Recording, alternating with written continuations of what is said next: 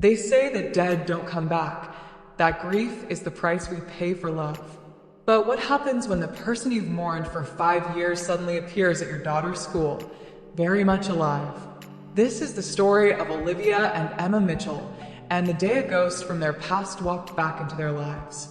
May 15th started like any other spring day at Meadowbrook Elementary School.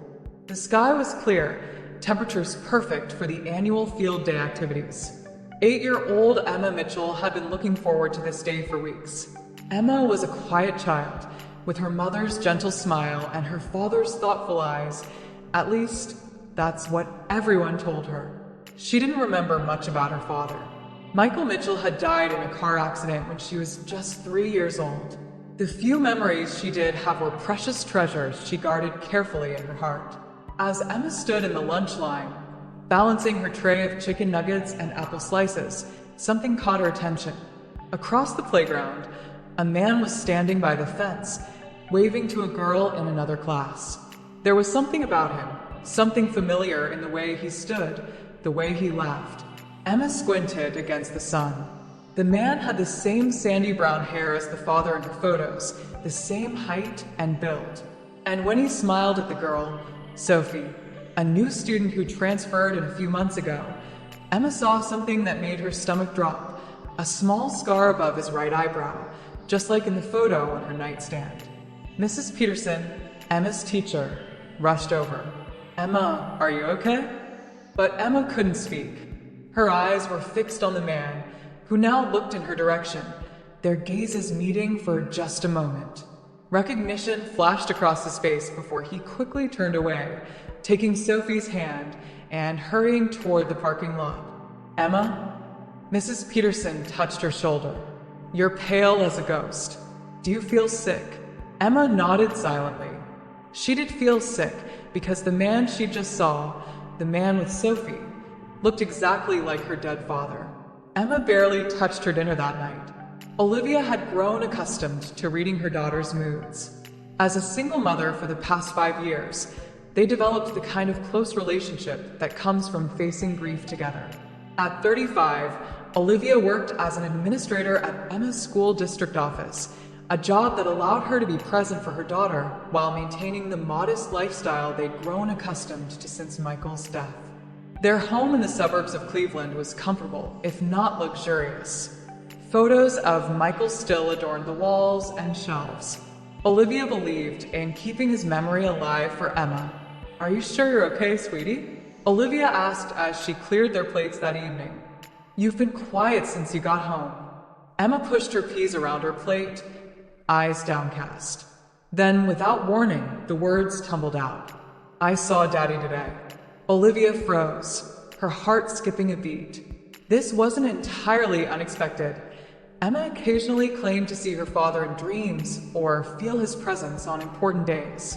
The child psychologist had assured Olivia this was a normal part of how young children process grief.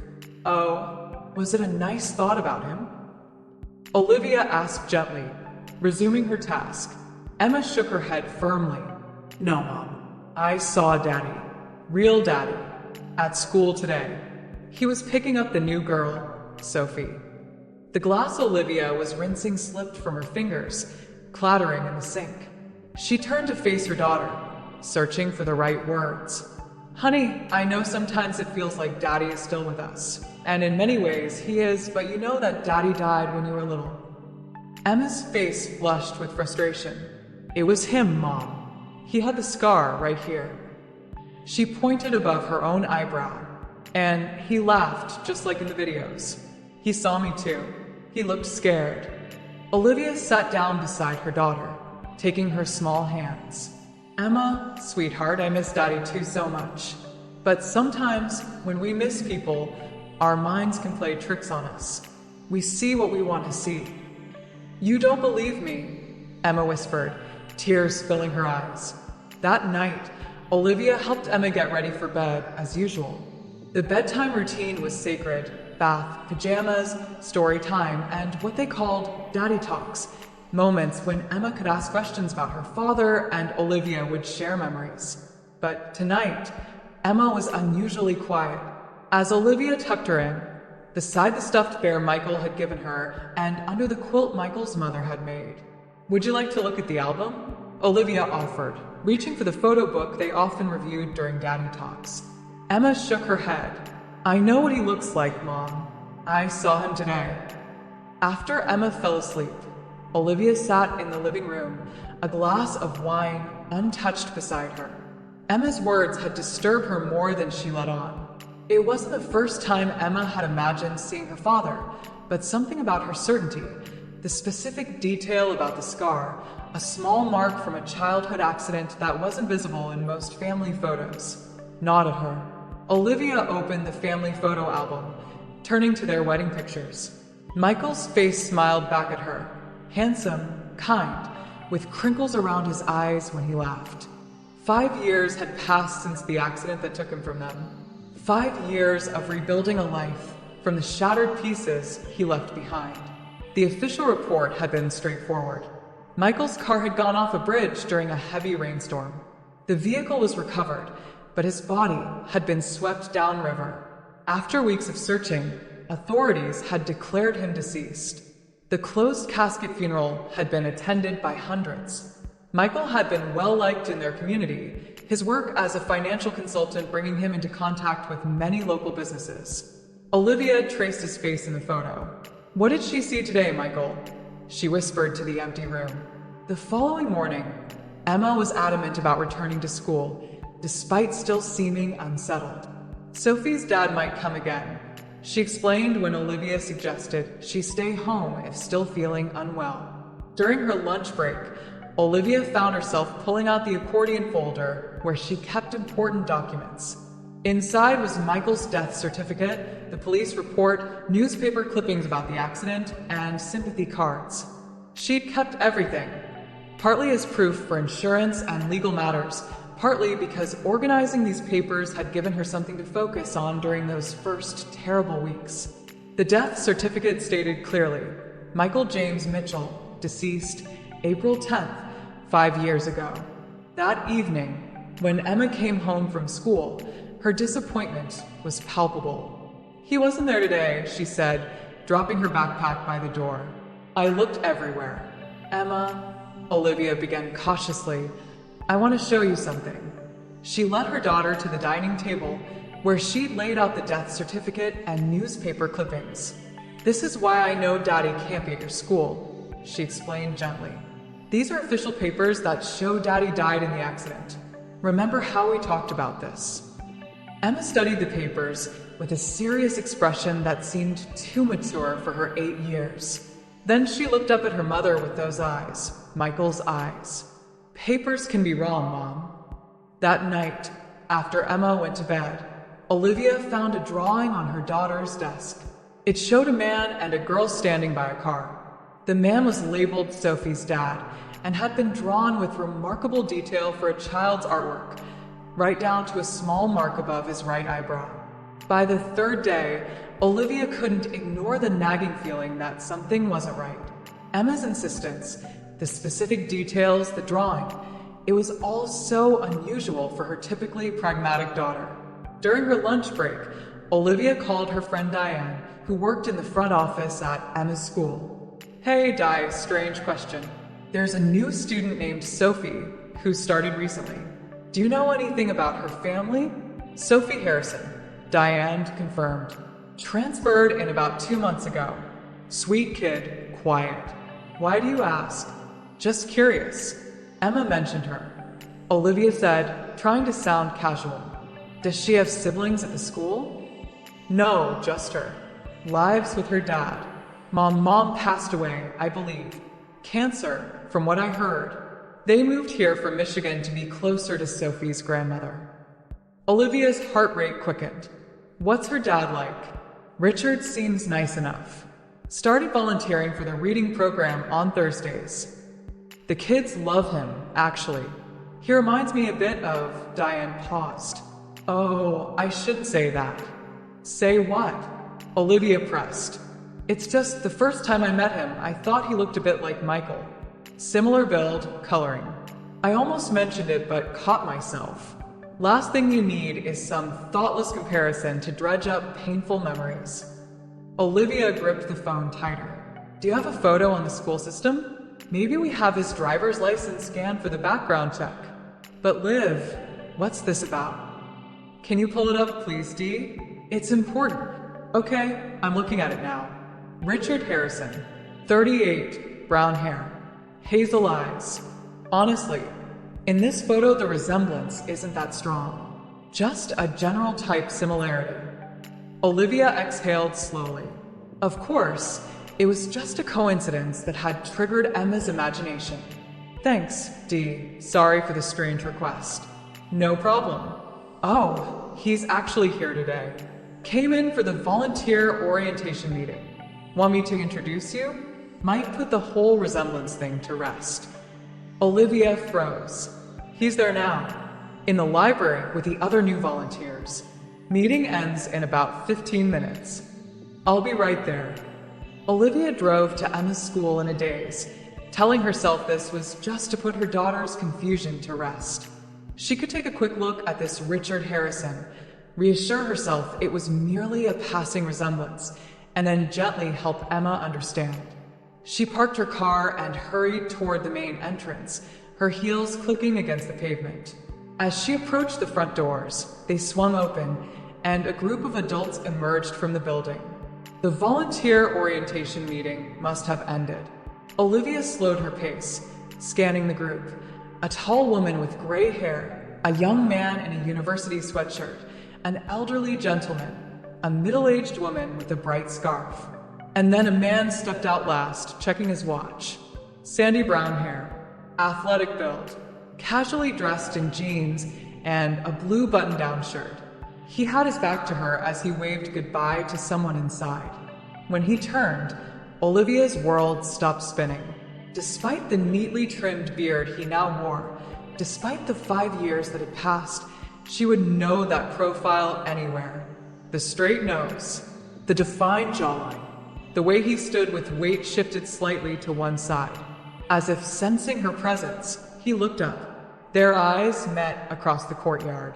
For one eternal second, they stared at each other, recognition, shock, and something like fear flashing across his face. Then Richard Harrison, the man with her husband's eyes, turned and walked quickly toward the parking lot. Olivia couldn't move, couldn't breathe. The world narrowed to a single, impossible thought. Michael was alive. To understand the magnitude of what Olivia experienced in that school courtyard, we need to step back and look at the life she and Emma had built around Michael's memory. The Mitchells had been the quintessential young family. Michael and Olivia met during their senior year of college. She studying education, he pursuing finance. Their friends described them as perfectly matched, both kind, somewhat reserved, with the same subtle sense of humor. You could tell they were meant for each other, recalled Sarah Jenkins, Olivia's best friend since college. They had this way of communicating without words. Michael would look across a crowded room at Olivia, and she'd just nod, like he'd asked a question out loud. They married 2 years after graduation. Emma arrived 3 years later. Their modest home in a good school district had been carefully chosen with future siblings for Emma in mind. Home videos from that time show a doting father. Michael reading to infant Emma, Michael teaching toddler Emma to walk, his hands hovering protectively as she took wobbling steps. Michael asleep on the couch with Emma napping on his chest, one of his hands cupped gently around her tiny body. He adored that little girl. She was his world. That's why none of this makes any sense.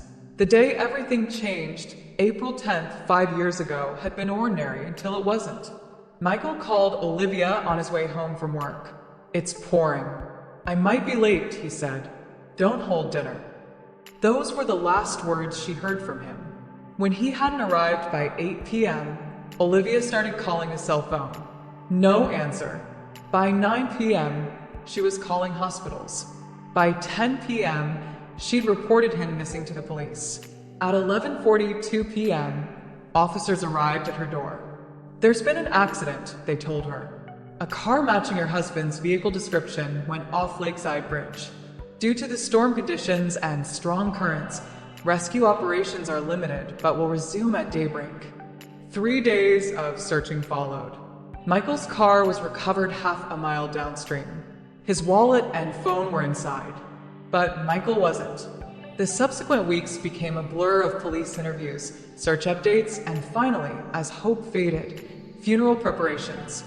Although no body was recovered, after extensive searching, authorities issued a death certificate. The theory was that Michael had been swept downstream into Lake Erie, where recovery would be nearly impossible. The community rallied around Olivia and Emma. Meals appeared on their doorstep. Friends took turns staying with them. Michael's parents, devastated by the loss of their only child, channeled their grief into supporting their daughter-in-law and granddaughter. Emma, not quite 4 years old, didn't fully comprehend what had happened. "Where Daddy?" she would ask each morning for weeks. Olivia consulted child psychologists about the best way to explain death to a toddler. She created a memory box with Emma, filling it with photos and small mementos of Michael. They would visit his empty grave at Lakeview Cemetery, where Emma would leave drawings and talk to her father about her day. As the years passed, these rituals evolved but remained central to their lives. The anniversary of Michael's death was marked with a special dinner where they shared memories. Emma's achievements were celebrated with acknowledgments of how proud her father would be. At bedtime, Emma often held the stuffed bear her father had given her while Olivia recounted stories about him. "I was determined that Emma would know who her father was," Olivia explained, "that even though he was gone, his love for her would remain a presence in her life." Olivia's own grief journey was less visible, but no less profound. She attended support groups for young widows, saw therapists, and slowly, painfully, rebuilt a life without the partner she'd expected to grow old with. Dating again had been a monumental step. Her first date, 3 years after Michael's death, ended with her crying in her car outside the restaurant. The second wasn't much better. By the 5th date, with different men over the course of months, she'd managed to get through an entire evening without comparing each man to Michael. But no relationship progressed beyond a few casual dates. Olivia wore her wedding ring on a chain around her neck, rather than on her finger, a step toward moving on that she couldn't quite complete. "It wasn't just about me," she admitted during our conversation. "I worried about how Emma would feel about another man in our lives. And honestly, no one measured up to what we had. I'd resigned myself to the possibility that Michael might have been my one great love." Michael's parents, Patricia and Robert Mitchell, remained deeply involved in Emma and Olivia's lives. Sunday dinners at their home were a weekly tradition. They never pressured Olivia to move on, seeming to find comfort in their shared dedication to preserving Michael's memory. "They were my rocks," Olivia said. "They'd lost their son, yet somehow found the strength to help me raise Emma. They kept Michael alive for all of us." This was the backdrop against which Emma's shocking claim unfolded, a family defined by loss, held together by shared memories and carefully maintained rituals of remembrance. A mother and daughter who had painfully assembled a new normal from the pieces of their shattered expectations. And now, standing in that school courtyard, Olivia faced an impossible reality. The foundation of their rebuilt lives, Michael's death, might have been a lie. Olivia didn't remember driving home from the school. Her body operated on autopilot while her mind struggled to process what she'd seen. She called in sick to work, something she rarely did, and sat at her kitchen table, hands wrapped around a mug of tea gone cold. The man at Emma's school had looked like Michael, but after 5 years, couldn't her mind be playing tricks on her? Grief did strange things to perception. She'd once been convinced she saw Michael in a grocery store, only to realize it was a stranger when he turned around. But this felt different. The recognition in his eyes when he saw her, the way he'd hurried away. And there was Emma's insistence. Her daughter had recognized him first, had noticed details like the scar above his eyebrow that wasn't prominent in their photos. Diane arrived during her lunch break, concern written across her face. "You sounded so strange on the phone," she said, hugging Olivia. "What's going on?" Olivia led her friend to the living room, where she laid out family photos of Michael alongside Emma's drawing of Sophie's dad. "I need you to be brutally honest with me," Olivia said. "The man you know as Richard Harrison. Tell me truthfully how much he resembles Michael." Diane looked uncomfortable. "Liv, where is this coming from?" "Please, Dee, this is important." Diane studied the photos, then sighed. "There's a resemblance, yes. Enough that I noticed it the first time I met him. But Liv, lots of men have similar features: brown hair, athletic build. It's not that unusual." "What about this?" Olivia pointed to a close-up photo where Michael's scar was visible. "Does Richard have a scar like this?" Diane peered at the photo. "I can't say I've noticed, but I haven't exactly been studying the man." Olivia pushed Emma's drawing forward. "Emma drew this. She included the scar." "Honey," Diane said gently, "I know this must be difficult. Emma's at an age where she's trying to process her loss. Maybe she's projecting." "She recognized him before I did," Olivia interrupted. "She saw him and immediately knew. How would she recognize a father she barely remembers unless it was actually him?" Diane took Olivia's hands. "What exactly are you suggesting? That Michael faked his death? Left you and Emma? The Michael you knew would never do that." "The Michael I thought I knew," Olivia whispered. After Diane left, Olivia did something she'd avoided for years. She went to the attic and found the banker's box containing all the paperwork related to Michael's death: the police reports, the insurance documents, the legal declarations. She spread them across the floor, reading each one carefully. Looking for what? A discrepancy? A clue she'd missed? The police report described witnesses who saw a car matching Michael's going off the bridge. The vehicle identification matched. His wallet and phone were recovered from the car. The driver's side door was open, suggesting he'd attempted to escape the sinking vehicle. The search had been thorough: divers, helicopter sweeps, shore patrols.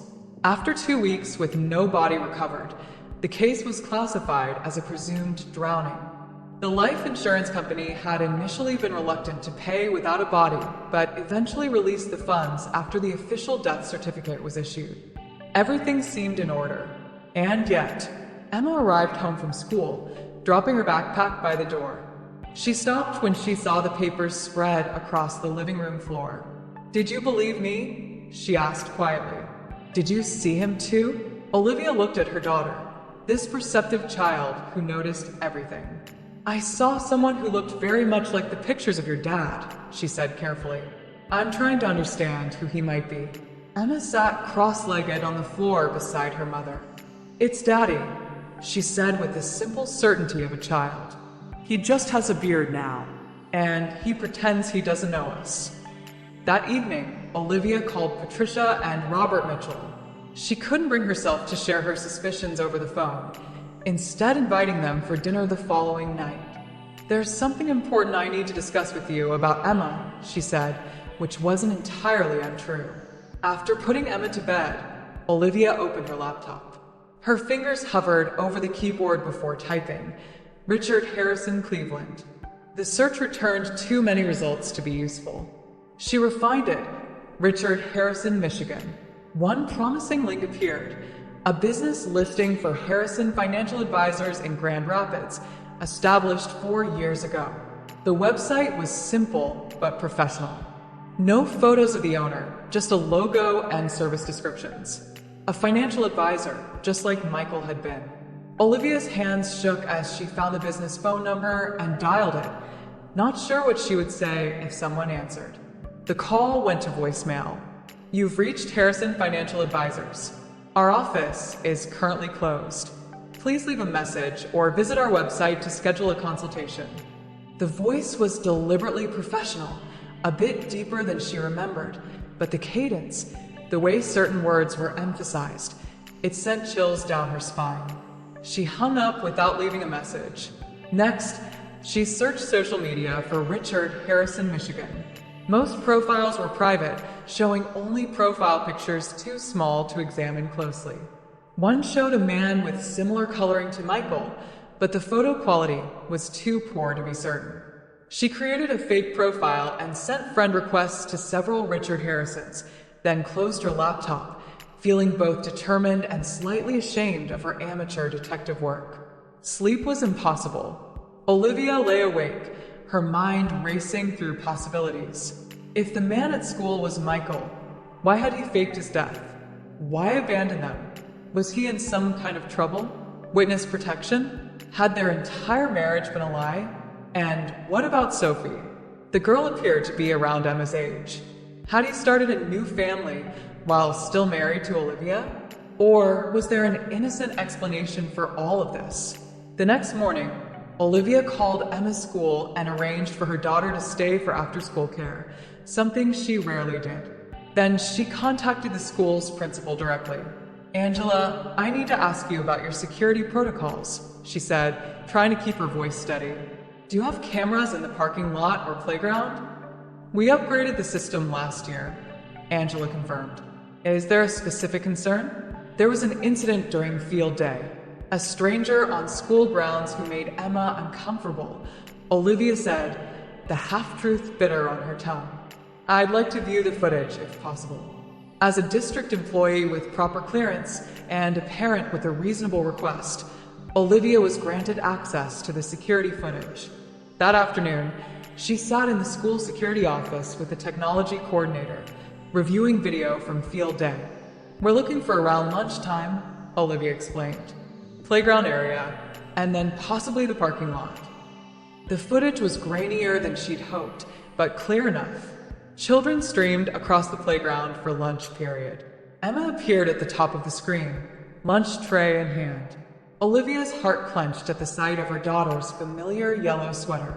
"Can we see more of the fence area?" she asked, pointing to the edge of the frame. The coordinator adjusted the view. A moment later, a man appeared, standing by the fence. He waved, and a little girl, Sophie presumably, ran over to him. "Can you zoom in?" Olivia's voice shook slightly. The image enlarged, pixelating somewhat, but still discernible. The man was turned partly away from the camera, his face not fully visible.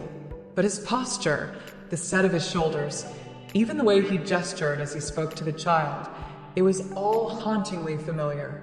Then, as if sensing he was being watched, the man looked up. The camera caught his profile, and Olivia had to stifle a gasp. Even with the beard, even with the pixelation, there was no mistaking that face. The footage showed Emma dropping her tray, the man noticing her, the moment of frozen recognition between them, then his hasty departure with Sophie. "Is that what you needed to see?" the coordinator asked. Olivia nodded numbly. "Yes. Thank you." Patricia and Robert Mitchell arrived for dinner that evening, bringing Emma's favorite dessert and their usual warm affection. Emma greeted her grandparents enthusiastically, while Olivia moved through dinner preparations in a fog of distraction. Over pasta and salad, Emma chattered about school projects, while the adults maintained normal conversation. After dinner, Olivia sent Emma to take her bath, using their evening routine as an excuse for private time with her in-laws. When Emma was upstairs, Olivia poured 3 glasses of wine and took a deep breath. "There's something I need to discuss with you both, and it's going to sound impossible," she began. "It's about Michael." Patricia reached for her husband's hand. "What about him, dear?" "I believe." Olivia paused, the words catching in her throat. "I believe he may be alive." Robert's face hardened, while Patricia's hand flew to her mouth. "Olivia," Robert said firmly, "I know the anniversary just passed, and that's always difficult." "No," Olivia interrupted, something she rarely did with her gentle father-in-law. "This isn't grief talking. Emma saw him at her school 3 days ago. I saw him yesterday." She explained everything. Emma's initial sighting, the drawing, the school security footage, the Michigan business listing. "The man goes by Richard Harrison now. He has a daughter named Sophie, around Emma's age. He recently moved here from Michigan." Patricia was shaking her head slowly, tears forming. "This isn't possible. We buried our son." We buried an empty casket, Olivia reminded her gently. His body was never found. Robert's face had gone ashen. Are you suggesting Michael deliberately abandoned his family? Left his child? Left us to grieve? No, not my son. I don't know what happened, Olivia admitted, but I know what I saw, and tomorrow I intend to confront him. Thursday morning dawned clear and cool. Olivia had barely slept, her conversation with the Mitchells playing on repeat in her mind. They'd left troubled and unconvinced, Patricia in tears and Robert angry at what he perceived as an attack on their son's character. We understand you're still processing your grief, Robert had said at the door, his voice gentler than his words. But please, don't drag Michael's memory, or worse, Emma, into these delusions. Olivia had expected their disbelief.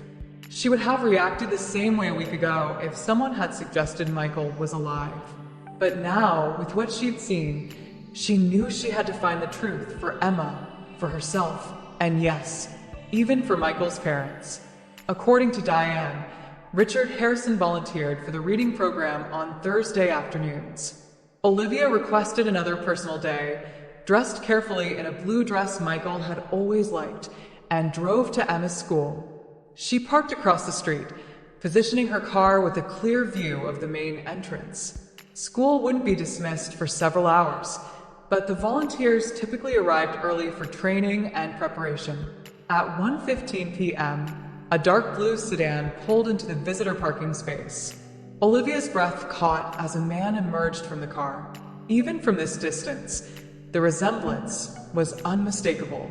He wore khakis and a light gray sweater, an outfit so similar to what Michael used to wear that it felt deliberate, a taunt. He entered the building, and Olivia forced herself to wait. Confronting him inside the school would create a scene, potentially traumatizing students, including Emma. Better to approach him in the parking lot afterward. The next 2 hours were excruciating. Olivia alternated between rehearsing what she would say and fighting the urge to drive away, to preserve the certainty of her grief, rather than face the possibility of betrayal. At 3:30 p.m., students began streaming out of the building. Olivia slouched lower in her seat, not wanting to be spotted by Emma or her friends. The volunteer program would end soon after dismissal. At 3:45 p.m., the man emerged from the side entrance, checking his watch, a gesture so familiar it made Olivia's chest ache. He walked briskly toward his car, keys in hand. Now or never. Olivia got out of her car and crossed the street. Her legs felt wooden, her heart hammering so loudly she was certain he would hear it. She approached as he was unlocking his car door. "Michael," she called, her voice surprisingly steady. He froze, his back to her. For a moment, he didn't move, didn't turn. Then, slowly, he straightened and faced her. 5 years had changed him in subtle ways. The beard, a few strands of gray at his temples, lines around his eyes that hadn't been there before. But those eyes, those were the same eyes that had looked at her with love across the altar, the same eyes that had filled with tears when he first held Emma. "I think you have me confused with someone else," he said, his voice controlled. "My name is Richard." Olivia took a step closer. "No. Your name is Michael James Mitchell. You're my husband, and Emma's father." His expression remained neutral, but his eyes darted past her, scanning the nearly empty parking lot. "Look, I don't know who you think I am, but I need to go. My daughter will be waiting for me at her grandmother's." "Your daughter?" Olivia's voice cracked. "Which one? Sophie or Emma?" Color drained from his face. "Please, you don't understand." "Then help me understand," Olivia said, moving closer still.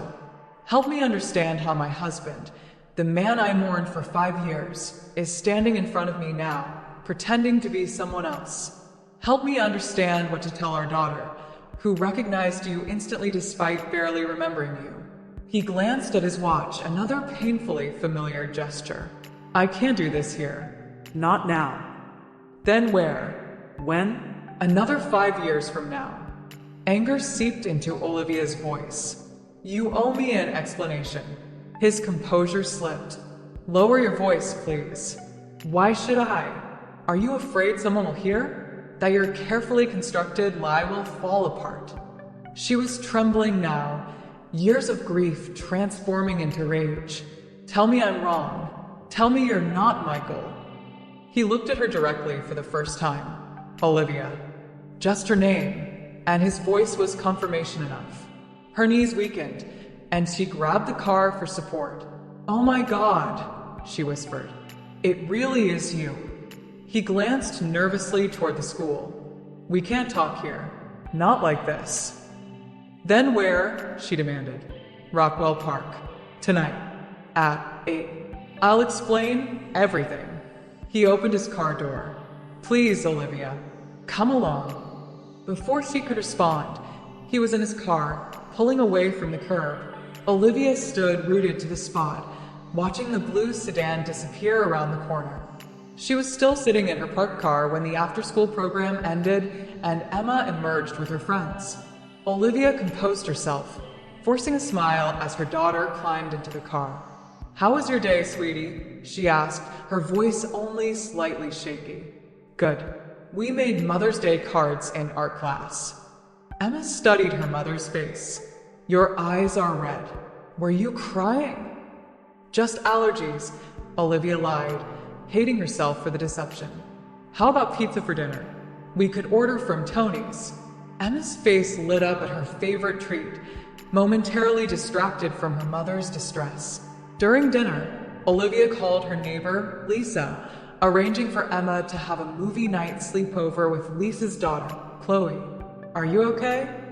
Lisa asked, picking up on something in Olivia's voice. You seem off. I'm fine. Just some personal business to take care of tonight. After dropping Emma at Lisa's house, Olivia drove to Rockwell Park, arriving 20 minutes early. The park was quiet on a weeknight, just a few joggers and dog walkers enjoying the spring evening.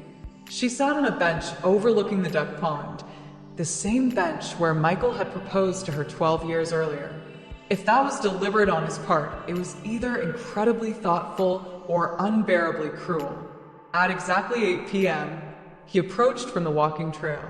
He had changed into jeans and a dark sweater, the beard somehow more pronounced in the fading light. He sat beside her, maintaining careful distance between them. For a long moment, neither spoke. The unreality of the situation settled over Olivia, sitting beside her dead husband, on the bench where their life together had officially begun. You haven't changed, he finally said, his voice soft. You look exactly the same. Olivia turned to him, anger flashing. Don't you dare act like this is some happy reunion. He nodded, eyes downcast. You're right. I'm sorry. Are you Michael? She demanded, needing to hear him admit it. He hesitated, then nodded. Yes. Say it. Say your name. He looked directly at her, shoulders sagging in defeat. My name is Michael James. The confirmation, even though she'd already known, hit Olivia like a physical blow. She pressed her hands against her mouth, muffling a sob. Why? She whispered when she could speak again. Why would you do this to us? Michael, for it was truly him, looked out over the pond. It's complicated. I have all night, Olivia replied coldly. He took a deep breath. I was in trouble, Olivia. The kind of trouble I couldn't drag you and Emma into. What kind of trouble justifies abandoning your family, making us believe you are dead? The kind that could have put you both in danger. He ran a hand over his face, another achingly familiar gesture. The kind that could have sent me to prison for a very long time. Olivia stared at him, disbelieving. You're talking in circles. What did you do? About 7 years ago, I got involved with some clients who wanted creative financial solutions. His voice was measured, rehearsed. It started small, just some aggressive tax avoidance strategies. Then it escalated to offshore accounts, shell companies, moving money around to hide it from the IRS. You were laundering money, Olivia translated flatly. He winced at the blunt assessment. I told myself it was just fancy accounting, that no one was getting hurt. The clients were happy, the commission was good, and we needed the money, with Emma starting preschool and the mortgage. Don't you dare blame this on our financial needs, Olivia hissed. We were fine. We were always fine. You're right, he conceded. It wasn't about need. It was about greed and weakness and making bad choices.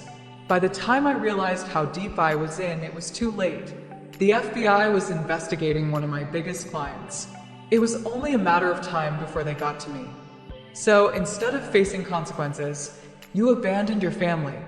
Olivia's voice rose despite her effort to control it. You left me to raise our daughter alone while you started a new life. I thought I was protecting you both, he insisted. If I'd been arrested, we would have lost everything. My assets would have been frozen or seized, my reputation destroyed. Emma would have grown up visiting her father and in prison. Instead, she grew up visiting an empty grave. Olivia shook with anger. Do you have any idea what we went through? The nightmares, the therapy, Emma crying for you night after night. Your parents nearly destroying themselves with grief. Michael's eyes filled with tears. I never wanted to hurt any of you. The plan was to disappear, establish myself somewhere new with a clean record, then find a way to bring you and Emma to me. But you didn't, Olivia said flatly. Instead, you built a whole new life, with a new daughter. He looked away. Sophie's mother, Cynthia, she didn't know about my past. We met in Michigan about a year after I left. She was a single mother with a 3-year-old daughter. When she got sick, I promised to take care of Sophie. So you became her father, Olivia said bitterly, while abandoning your own child. I never stopped thinking about Emma, about you. He pulled out his wallet and removed a worn photograph. Emma at 3, the last age he'd seen her. I've carried this every day. Olivia bit back a harsh laugh. How noble of you to carry a photo while we carried the reality of your absence. For several minutes, they sat in loaded silence. A million questions crowded Olivia's mind, alongside a confusing mixture of grief, rage, and a treacherous undercurrent of relief that Michael wasn't dead. Why did you come back to Cleveland? She finally asked. Of all the places you could have gone, why risk coming back here? Sophie's grandmother lives here. When Cynthia died last year, her mother was devastated.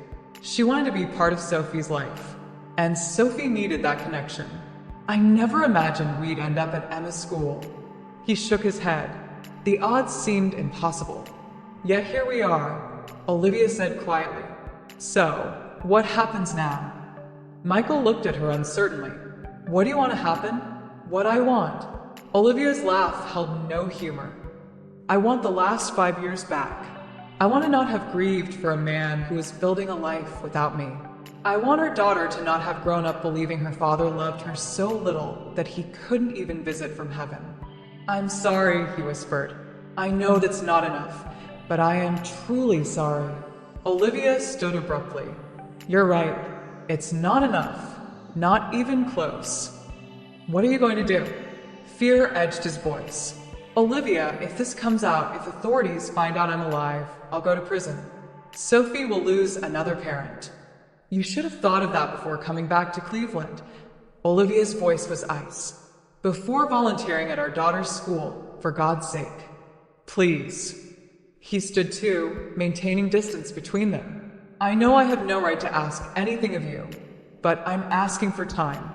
Time to figure out how to make this right. Make this right, Olivia repeated incredulously. There is no making this right, Michael. You destroyed our family.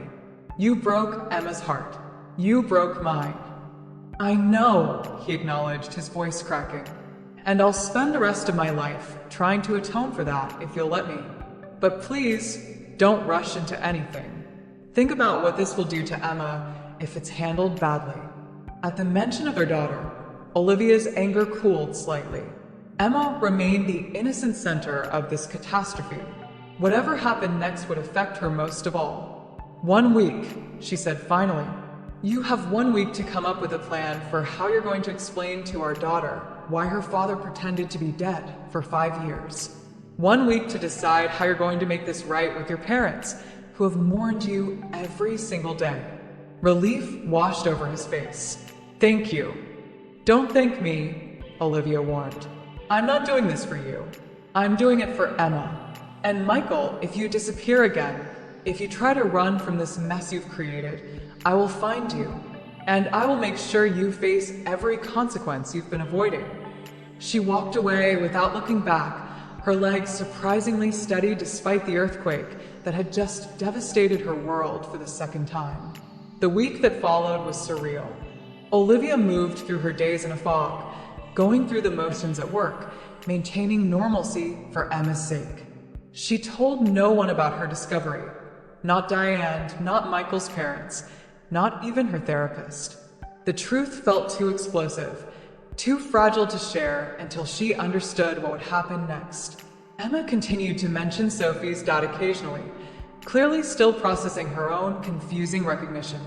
Olivia deflected these comments gently, promising herself that soon, very soon, her daughter would have answers.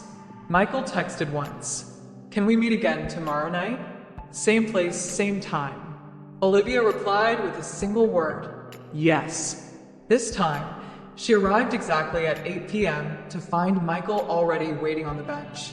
He looked as though he hadn't slept in days, dark circles under his eyes, his posture tense. Thank you for coming, he said as she sat beside him. You said you had a plan, Olivia replied, bypassing pleasantries. I'm here to hear it. Michael nodded, taking a folded sheet of paper from his pocket. I've thought about this constantly, about what's best for Emma, for Sophie, for everyone involved.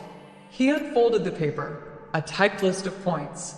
I want to come clean, Olivia. Not to the authorities, at least not yet, but to our families. Olivia's eyebrows rose in surprise. She'd expected him to suggest maintaining the charade, perhaps creating some elaborate explanation for his miraculous return from the dead.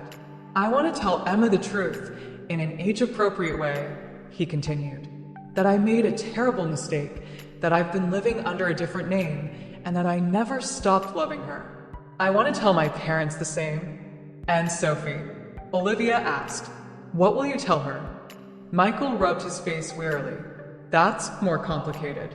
She's known me as her father since she was 3, the same age Emma was when I left. She's already lost her mother. I don't want to shatter her world by revealing I'm not who she thinks I am. So, you'll continue lying to her while telling our daughter the truth. Olivia challenged. How is that fair to either of them? I don't have perfect answers, Michael admitted. Just the least harmful ones I can find. For the next hour, they discussed the logistics of Michael's plan. He would tell Emma first, with Olivia present, in a controlled environment with a child psychologist on standby. Then his parents, though he feared his father might never forgive him. Sophie would be told a simplified version, that Michael had another family before her mother, and that he had to go by a different name for complicated grown-up reasons. After that, Michael said, his voice hesitant, I want to make amends. Legally. Turn myself in. Olivia stared at him. You'd go to prison? What about Sophie? She would stay with her grandmother during any incarceration, and I've set aside funds for her future. He met Olivia's gaze directly. I'm tired of running, Liv. Tired of living a lie. Seeing you and Emma again made me realize how much I've lost, how much damage I've done. I want to make it right, whatever the cost. The use of her old nickname, Liv, sent a pang through Olivia's chest. This man before her sounded more like the Michael she'd married than the coward who'd faked his death. And us? She asked quietly. What happens to us? Michael's expression softened. That's entirely up to you. I forfeited any right to expectations when I left. If you want a divorce, I'll sign the papers without contest. If you've met someone else... I haven't, Olivia interrupted, then immediately wondered why she'd felt the need to clarify. Whatever you decide, I want to be in Emma's life, if you'll allow it. Not to replace what we had, but to be her father, in whatever capacity you deem appropriate. It was a carefully worded statement, respectful of the boundaries Olivia had every right to establish. Yet underneath, she sensed the desperate hope of a man who'd realized too late what he'd thrown away. "I need time," she said finally. "This isn't something I can decide tonight." Michael nodded. "Of course, but there's one more thing." He hesitated. "Emma recognized me at school. She might mention it to my parents on Sunday when you go for dinner. We should tell her something before then." Olivia knew he was right. Emma's perception was too acute, her curiosity too persistent to be satisfied with deflections much longer. "Saturday," she decided. "We'll tell her together. On Saturday morning. My house. 10 a.m. I'll arrange for a child psychologist to be available afterward." Relief crossed Michael's face. "Thank you." As they prepared to leave, an uncomfortable thought occurred to Olivia. "Michael, does Sophie ever mention Emma? Do they interact at school?" He shook his head. "They're in different grades and classes. I don't think they know each other beyond perhaps seeing each other in the halls. Half-sisters, passing each other without knowing." Olivia murmured, the reality of the situation hitting her anew. "This is all so impossible." "I know." Michael stood, maintaining the respectful distance he'd kept throughout their meetings. "For what it's worth, Olivia, not a day went by that I didn't regret what I did to you and Emma. The life I built afterward was hollow at its core." Olivia didn't reply. Words of forgiveness wouldn't come, and words of accusation felt redundant. Instead, she simply nodded and walked away, carrying the weight of decisions that would reshape not just her life, but the lives of two children who deserved better than the complications adults had created for them.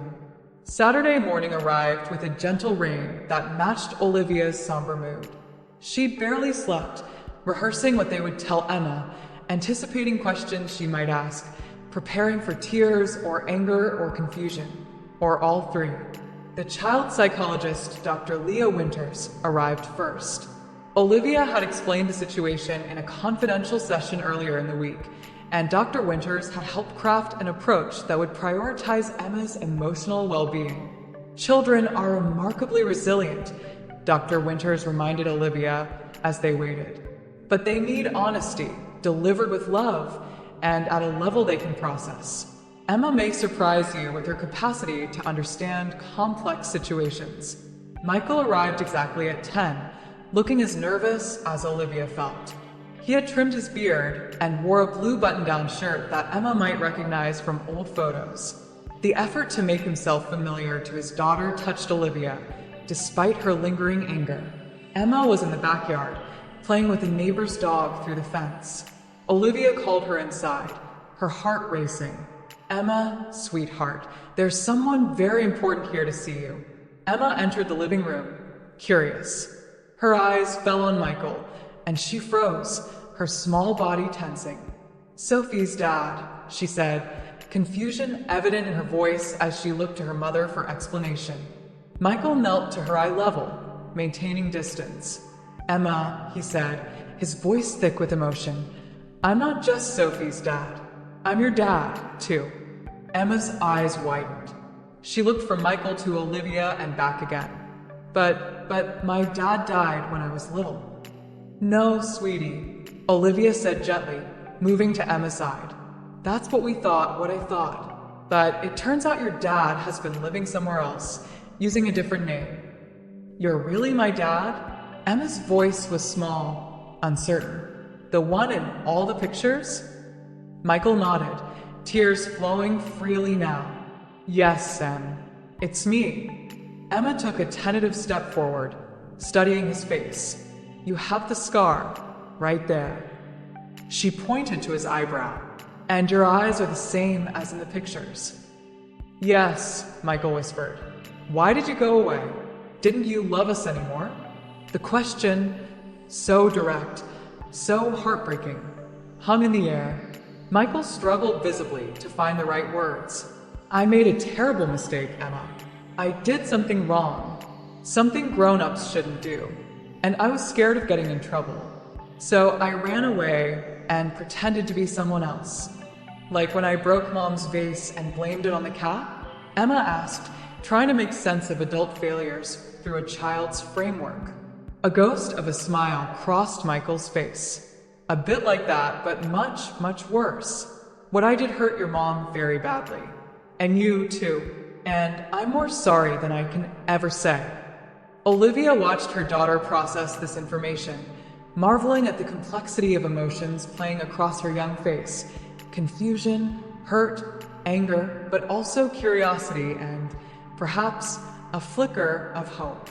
Is Sophie my sister? Emma asked suddenly. Michael looked startled by the question. Well, yes. She's your half-sister. We don't share the same mom, but we have the same dad. Does she know about me? Not yet, Michael admitted. I need to tell her in a way that won't scare or confuse her, just like we're telling you now. Emma turned to Olivia. Are you mad at Dad? The directness of the question caught Olivia off guard. She considered deflecting, but decided on honesty. Yes, honey, I am. What your dad did hurt us very much. But I'm also glad that you get to know him now, if that's what you want. Emma nodded slowly, then turned back to Michael. Are you going to live with us now? No, sweetie, he said gently. I live with Sophie, but I'd like to spend time with you. Get to know you again, if that's okay with your mom. Emma considered this, her brow furrowed in concentration. Then, without warning, she stepped forward and wrapped her arms around Michael's neck. I knew it was you, she whispered. Michael closed his eyes, carefully returning his daughter's embrace, his face a portrait of mingled joy and devastation at what he'd missed. Olivia turned away, giving them privacy while she composed herself. Dr. Winters caught her eye and nodded encouragingly. The hardest part was over, but the path forward remained uncertain and complex. Dr. Winters noted that children often adapt more quickly than adults to changed circumstances, particularly when those changes fulfill deep wishes. Emma has fantasized about her father returning for most of her life, Dr. Winters explained to Olivia. While the circumstances are far from ideal, the reality of having her father back aligns with her deepest hope. The legal implications of Michael's return were complex and far-reaching. After consulting with attorneys, he made the decision to turn himself into authorities, confessing to financial crimes and the fraud of faking his death. The district attorney, taking into account his voluntary surrender and the unusual circumstances, agreed to reduce charges. Michael received a sentence of 18 months in a minimum security facility, with eligibility for early parole with good behavior. The judge, noting the impact on 2 children, allowed for regular family visitation rights. For Olivia, the most challenging aspect was defining her relationship with Michael going forward. They were legally still married. His death hadn't dissolved their union since he hadn't actually died. Yet the betrayal and 5 years of separate lives created a chasm that simple reconciliation couldn't bridge. I don't know what we are to each other anymore, she admitted during a private conversation with Michael before he began his sentence. I'm not your widow, but I don't feel like your wife either. We can be whatever you want us to be, Michael replied. Co-parents, friends, legally married, but practically separated. I'll follow your lead, Liv. Olivia chose to table any definitive decision until after Michael completed his sentence. We both need time, she reasoned. Time to see who we are now, and whether those people have any future together. Perhaps the most delicate aspect of their new reality was the relationship between Emma and Sophie. After careful preparation with child psychologists, the girls were introduced as half-sisters. Initial awkwardness gave way to cautious curiosity, then gradually to genuine connection. They share more than just Michael's DNA, Olivia observed to Patricia during a Sunday dinner. They have the same laugh, the same way of tilting their head when they're thinking. For Sophie, learning that Daddy had another name and another family was confusing. But the concrete reality of having a sister provided tangible compensation for abstract adult complications. The girls began regular supervised visits, building a tentative sibling relationship that existed separate from the complex adult dynamics surrounding them. 6 months after Emma's discovery on the playground, a new normal had begun to emerge from the chaos. Michael was serving his sentence, maintaining regular contact with both daughters through visits and phone calls. Sophie lived primarily with her grandmother, with Olivia providing support and occasional care to maintain stability for both girls.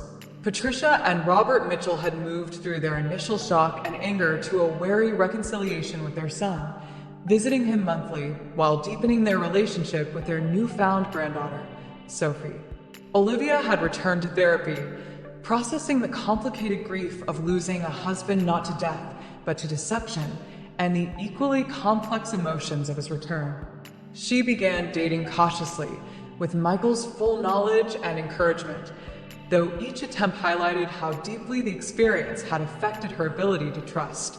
Emma thrived under the expanded family circle, proudly introducing Sophie as her sister at school, visiting her father with a resilience that amazed the adults around her. The child psychologist noted that Emma's unique experience had accelerated her emotional maturity, giving her insights into human complexity beyond her years. And in an unexpected development, Olivia and Sophie's grandmother, Janet, formed a supportive friendship based on their shared experience of loving the children caught in Michael's deception. "We're an unconventional family," Janet remarked during a joint birthday celebration for the girls, "but we're making it work for them." As we conclude this remarkable story, it's important to note that there are no fairy tale endings in situations of such complexity. Michael's actions caused profound harm that can never be fully undone. Trust, once shattered, cannot be perfectly restored. The legal and emotional consequences continue to ripple through all their lives. Yet, within this messy, imperfect reality, moments of genuine healing have emerged. 2 sisters found each other. Grandparents regained a son they thought lost forever. A mother found closure to grief that had defined her for years. And a father, despite his profound failings, received the opportunity to make amends to the family he abandoned. Emma, now 9, perhaps summarized it best in an essay she wrote for school, which her mother shared with us. "Family is complicated. Sometimes people leave. Sometimes they come back. And sometimes they were never really gone. My dad did a bad thing when he went away, but I'm glad he came back. Now I have a sister and extra grandparents and more people who love me. My mom says forgiveness doesn't mean forgetting what happened, but choosing to make room for someone in your heart again, even when they hurt you. I'm still learning what that means, but I think we all are."